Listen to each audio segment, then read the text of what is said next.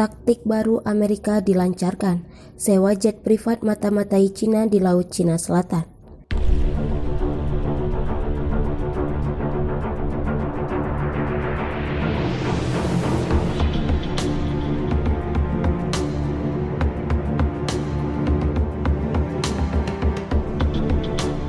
Sebuah organisasi melaporkan pergerakan baru Amerika Serikat di Laut Cina Selatan.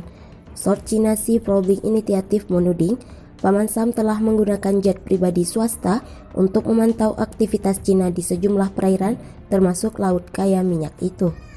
Dilansir dari South China Morning Post, lembaga think tank yang berpusat di Beijing tersebut mengatakan ada 3 pesawat pengintai sewaan yang telah dikirim ke Okinawa di Jepang dan Manila di Filipina sejak Maret.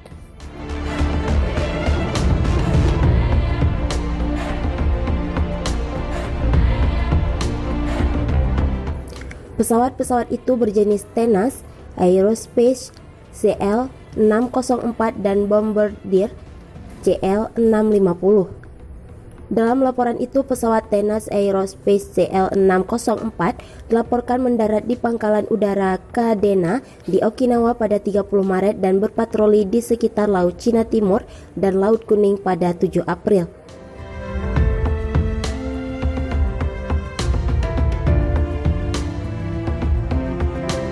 Pesawat itu dikirim dalam misi melintasi Laut Cina Selatan pada 16 Juli dengan berhenti di pangkalan udara Clark di Filipina untuk pengisian bahan bakar. Dari Maret hingga 11 November, pesawat Tenas itu telah melakukan 139 penerbangan ke Laut Cina Timur, Laut Kuning dan Selat Taiwan.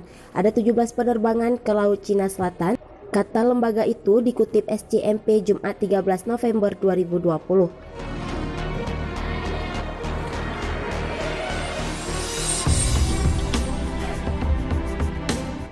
Selanjutnya pesawat Bombardier CL-650 dikerahkan ke Laut Cina Timur pada 3 Agustus. Pesawat itu juga terbang di Laut Cina Selatan pada 20 Agustus.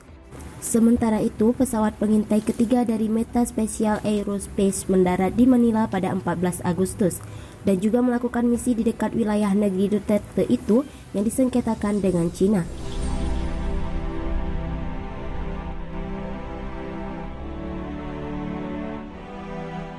Menurut South China Sea Probing Initiative, langkah di sini diambil sebagai semacam tes untuk melihat reaksi Beijing. Ada lebih banyak fleksibilitas dalam menggunakan jet dari perusahaan swasta dan dapat mengurangi ketegangan diplomatik dibandingkan dengan pesawat militer bila melakukan kegiatan yang sama, kata laporan itu. Selain itu, langkah ini merupakan langkah serius Washington untuk masuk dalam konflik teritorial maritim dengan Cina. Ini juga menandakan bahwa Amerika Serikat akan meningkatkan kehadirannya di kawasan Indo-Pasifik melalui kolaborasi antara militer, penjaga pantai, dan sektor keamanan swasta.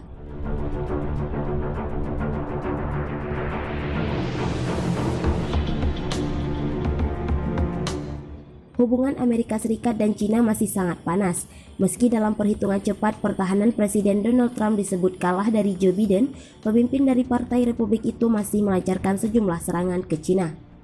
Kemarin, Amerika Serikat mengharamkan para investornya untuk berinvestasi di 31 perusahaan negeri panda yang dianggap berafiliasi untuk kepentingan Tentara Pembebasan Rakyat Cina.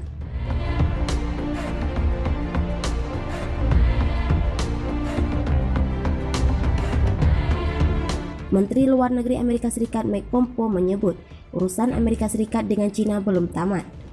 Para pemimpin negara Asia Tenggara telah memulai KTT multilateral pada Kamis 12 November.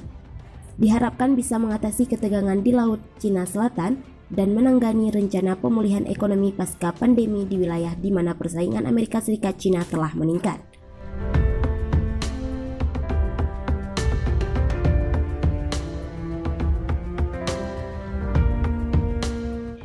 Perhimpunan Bangsa-Bangsa Asia Tenggara atau ASEAN sejauh ini belum ditarik ke dalam pusaran. persaingan dan tantangan terhadap sistem multilateral internasional, Perdana Menteri Vietnam Nguyen Xuan Phuc mengatakan dalam pidato pembukaannya pada KTT ASEAN ke-37 di Hanoi, seperti mengutip Channel News Asia, Kamis 12 November 2020. 3/4 abad telah berlalu sejak akhir Perang Dunia Kedua. Perdamaian dan keamanan dunia bagaimanapun belum benar-benar berkelanjutan, kata Phuc yang pemerintahannya menjadi ketua dari blok beranggotakan 10 orang itu pada 2020.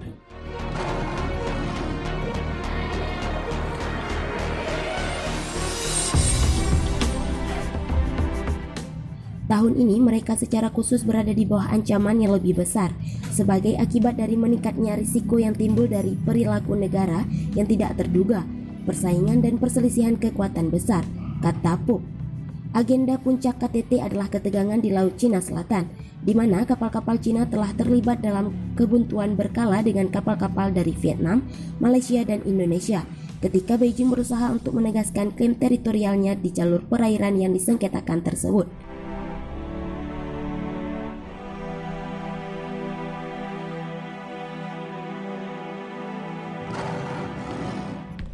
China mengklaim sekitar 80% laut termasuk sebagian besar zona ekonomi eksklusif Vietnam atau ZEE serta Kepulauan Paracel dan Kepulauan Spratly. Ini juga tumpang tindih dengan ZEE anggota ASEAN Brunei, Indonesia, Malaysia, dan Filipina. Sejak pertengahan Agustus, Amerika Serikat telah berulang kali membuat marah China dengan mengirim kapal perang ke Laut Cina Selatan dan telah memasukkan 24 identitas China ke dalam daftar hitam atas keterlibatan mereka dalam membangun dan memiliterisasi pulau-pulau buatan.